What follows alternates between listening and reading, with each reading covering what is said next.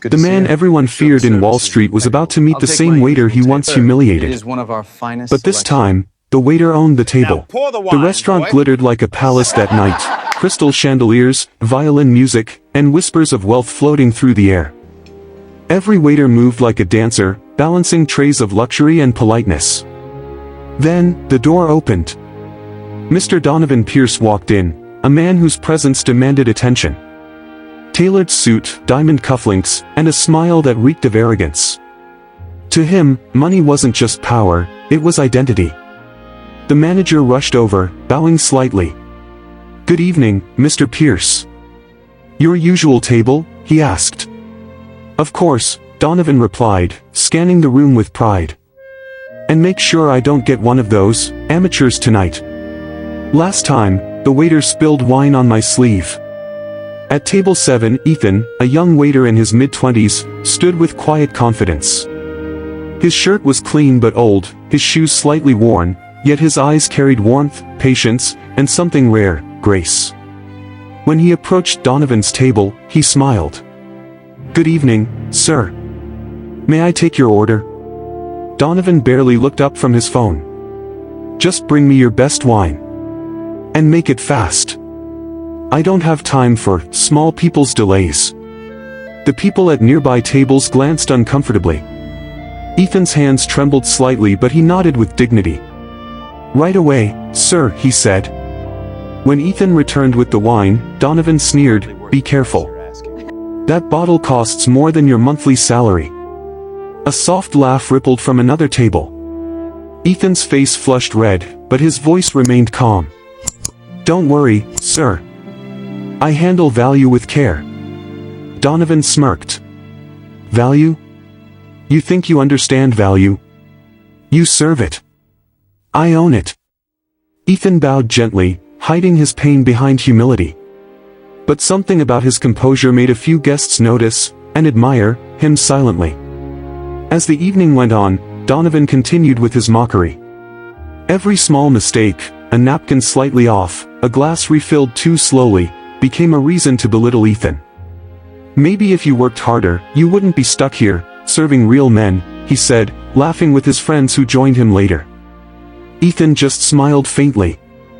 "Maybe, sir. Or maybe this is just part of a bigger story you can't see yet." For a second, Donovan frowned, sensing something deeper behind those calm words, but he brushed it off with a scoff. As the night ended, Ethan cleared the table silently. When Donovan pulled out his black card to pay, the card declined. He tried again. Declined. The room fell silent. Donovan's friends looked away awkwardly. Ethan, keeping his voice kind, said softly, "Sometimes life humbles us at the most unexpected moments, sir. Maybe try another card?" Donovan's jaw clenched. He pulled out another card, paid, and stormed out without saying a word. But as he walked past the door, something about Ethan's calm eyes haunted him, like he'd seen them somewhere before. Outside, rain began to fall. Inside, Ethan leaned against the counter, sighing quietly. He whispered to himself, "People forget, tables always turn." And as thunder echoed across the night sky, the screen fades to black, hinting that karma is already on its way coming.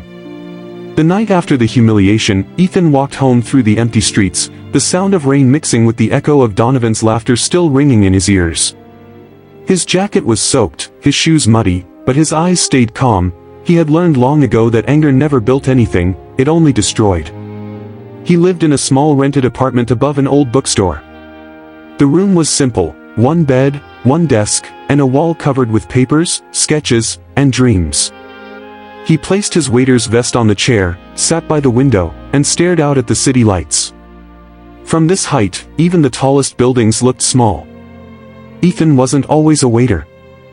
He had once studied business and finance, but life had its ways of reshuffling plans. His father had fallen ill, and every penny of his savings had gone to hospital bills.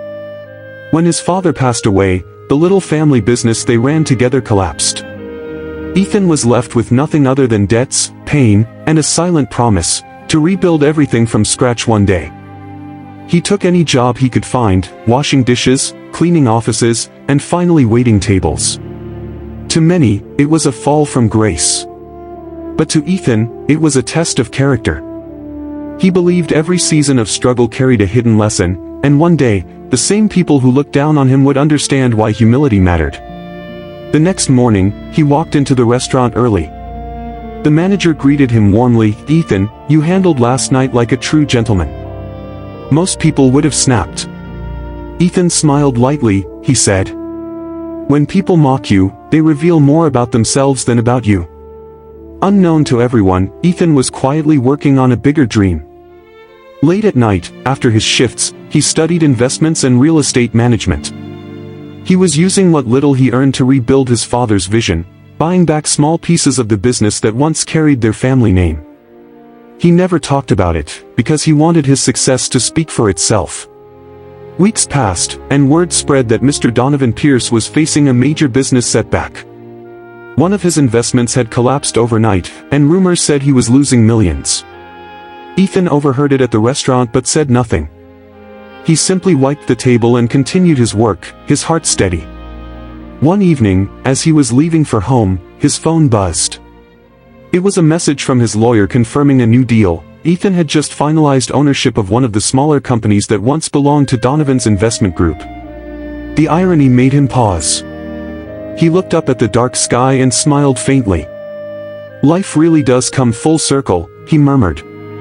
He didn't celebrate. He didn't boast. He just prayed silently for peace and strength, remembering his father's words, "Son, never rise by stepping on others. Rise by proving them wrong with grace." Meanwhile, in another part of the city, Donovan sat in his office, frustrated, angry, and broken. He was preparing to meet with new investors who might save his company from collapse. His assistant walked in and handed him a file. "Sir, tomorrow's meeting will be with a young investor named Ethan Cole. He recently acquired one of your former assets." Donovan frowned, not recognizing the name. "Ethan Cole?" he asked. "Never heard of him." "Well, whoever he is, he'll know he's meeting a man who doesn't beg." But what he didn't know was that the poor waiter he had mocked so cruelly was the very man about to walk into his life again, this time, not with a tray in his hand, but with destiny on his side. The next morning, the city shimmered with sunlight, but Donovan's world felt darker than ever. His company, once the pride of Wall Street, was collapsing under pressure. Investors were pulling out, and rumors of bankruptcy were spreading fast. For the first time in years, Donovan felt fear, not the fear of losing money, but the fear of losing control. He arrived early at the hotel conference room where the investor meeting was set to take place. The long glass table gleamed under white lights, and expensive perfume mixed with the tension in the air. He straightened his tie, masking his anxiety with arrogance. "Make sure everything is perfect," he told his assistant sharply. "This deal could save everything." Moments later, the doors opened.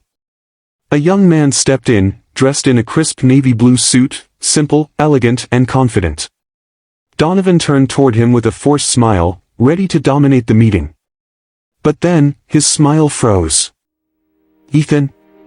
The same waiter he had mocked days earlier. Calm, composed, and now standing before him with quiet authority. For a few seconds, Donovan couldn't speak.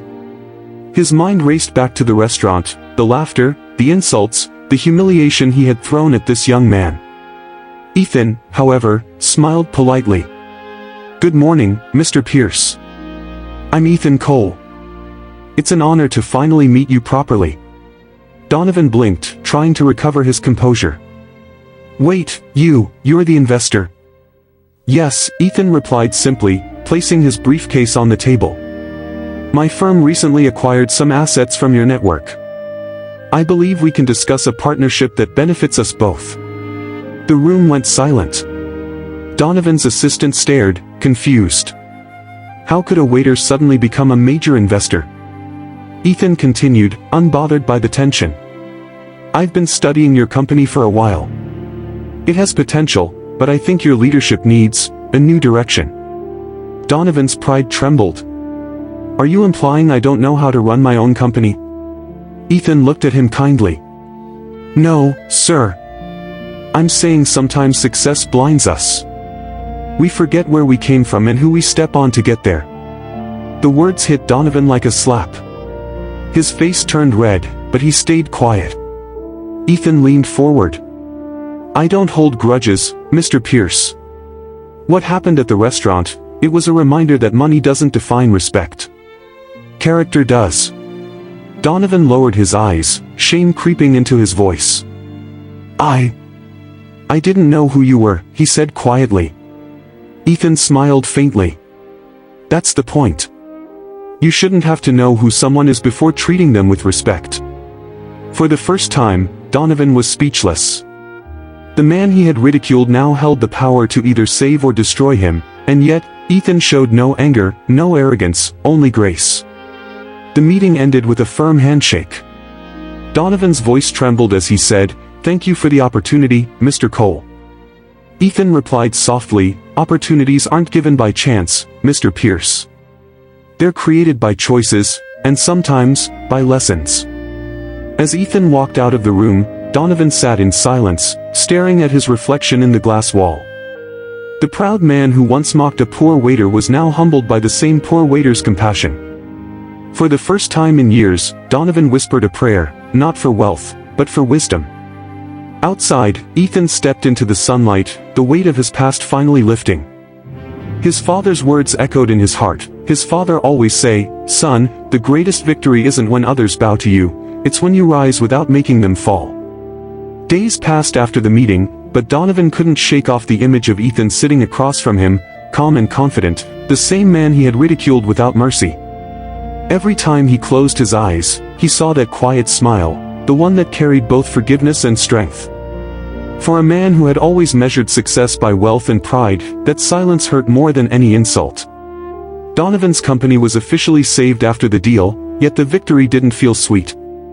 The papers called it a timely partnership, but to him, it felt like fate had just handed him a mirror, showing him the worst of himself.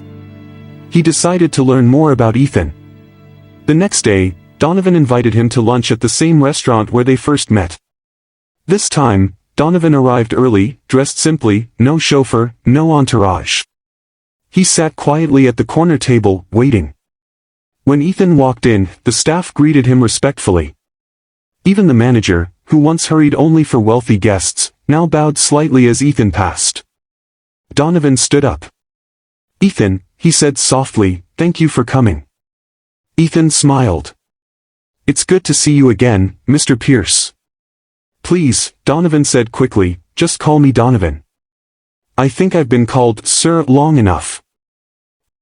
They sat down, and for a few moments, silence filled the space between them. The same table that once carried laughter and humiliation now held reflection and truth. Donovan finally spoke. "I need to ask, how did you get here? I mean, from that night, to this?" Ethan looked out the window, his tone calm as he spoke. "After my father passed, I promised myself I'd rebuild what he started. He was a small business owner, honest and hardworking, but he was ruined by men who thought power gave them the right to destroy others. I studied, worked, failed, and started again. It took years. The waiter you mocked that night, he wasn't a servant. He was a survivor."